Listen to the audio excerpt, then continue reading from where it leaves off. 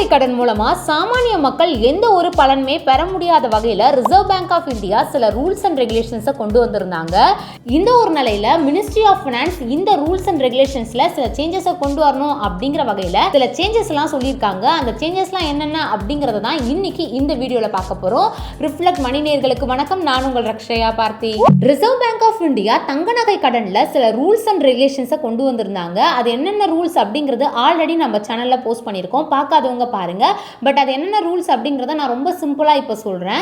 இப்போ நீங்க தங்க நகை கடனை வாங்குறீங்க அப்படிங்கிற பட்சத்தில் உங்களுக்கு 75% அளவுக்கு தான் உங்களுக்கான கடன் கிடைக்கும். இதுக்கு முன்னாடி 80% இருந்து 85% அளவுக்கு உங்களுக்கான கடன் கிடைச்சிட்டு இருந்தது இல்லையா, அதில இருந்து குறைச்சி 75% அளவுக்கு தான் கிடைக்கும் அப்படிங்கிற மாதிரி சொல்லியிருந்தாங்க. அது மட்டும் இல்ல, நீங்க தங்க நகை கடன் வாங்க போறீங்க அப்படிங்கிற பட்சத்தில் அந்த தங்க நகை உங்களுடையதா அப்படிங்கிறதுக்கான ஆதாரம் தேவை. இப்போ நீங்க தங்கலாம் வாங்கும் போது உங்களுக்கு பில் இல்ல ரெசிப்ட் கொடுத்துருப்பாங்க இல்லையா, அந்த ரெசிப்டை எடுத்துட்டு போய் கொடுத்துட்டு தான் உங்களுக்கான தங்க நகை கடனை நீங்க வாங்க முடியும். இல்ல இதுவே நாங்க பாரம்பரியமா வச்சுட்டு இருக்கக்கூடிய தங்க நகை அப்படிங்கிற பட்சத்தில் அதுக்கு உங்களுக்கு எழுத்துப்பூர்வமான ஆதாரம் வேணும் அப்படிங்கிற மாதிரி சொல்லியிருந்தாங்க.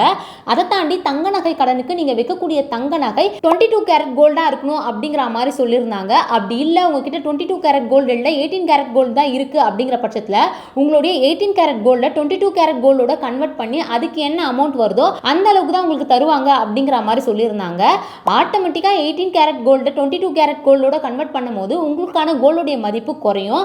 அது போக நான் ஃபர்ஸ்டே சொன்ன மாதிரி 75% அளவுக்கு தான் உங்களுக்கான நகை கடன் கிடைக்கும் அப்படிங்கிற பட்சத்தில் நீங்க எதிர்பார்த்திருப்பீங்களே அந்த ஒரு அமௌண்ட் உங்களுக்கு கிடைக்காது. ஸோ இந்த மாதிரியான ரூல்ஸ் அண்ட் ரெகுலேஷன்ஸ்லாம் சாமானிய மக்கள் சடனா ஒரு தங்க நகை கடனை அவசரத்துக்கு போய் வாங்குறாங்க அப்படிங்கிற பட்சத்தில் அதுல நிறைய சிக்கல்கள் அமைஞ்சிருக்கு. இதை தொடர்ந்து மக்களுக்கு மத்தியில இதுக்கு நிறைய எதிர்ப்புமே வந்துட்டு இருந்தது. பல அரசியல் கட்சி தலைவர்களுமே இதில் ஏதாச்சும் மாற்றி அமைங்க அப்படிங்கிற மாதிரி நிறைய கோரிக்கைகளும் வச்சுட்டு வந்திருந்த நிலையில மினிஸ்ட்ரி ஆஃப் ஃபைனான்ஸ் அவங்களுடைய சோஷியல் மீடியாவில் சில விஷயங்களை ஷேர் பண்ணியிருக்காங்க.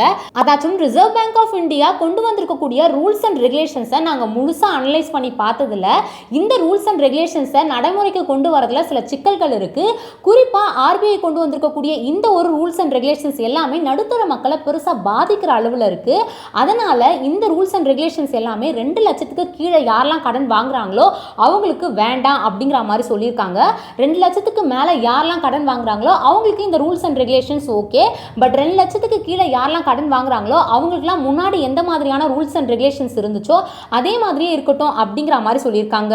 ரெண்டாவது விஷயம் என்ன அப்படின்னு பார்த்தீங்கன்னா, ரிசர்வ் பேங்க் ஆஃப் இந்தியா கொண்டு வந்திருக்கக்கூடிய இந்த ரூல்ஸ் அண்ட் ரெகுலேஷன்ஸ் எல்லாமே நடைமுறைக்கு கொண்டு வரதுக்கு சில கால அவகாசம் வேணும் அப்படிங்கிற மாதிரி சொல்லியிருக்காங்க. அந்த வகையில் இந்த ரூல்ஸ் அண்ட் ரெகுலேஷன்ஸ் எல்லாமே 2026 தான் ஸ்டார்ட் ஆகும் அப்படிங்கிற மாதிரியும் எதிர்பார்க்கப்பட்டு இருக்கு. நீங்க இந்த ரூல்ஸ் அண்ட் ரெகுலேஷன்ஸை பத்தியும் மினிஸ்ட்ரி ஆஃப் ஃபைனான்ஸ் கொண்டு வந்திருக்கக்கூடிய சேஞ்சஸை பத்தியும் என்ன நினைக்கிறீங்க அப்படிங்கிறத மறக்காம கமெண்ட் பாக்ஸ்ல கமெண்ட் பண்ணுங்க.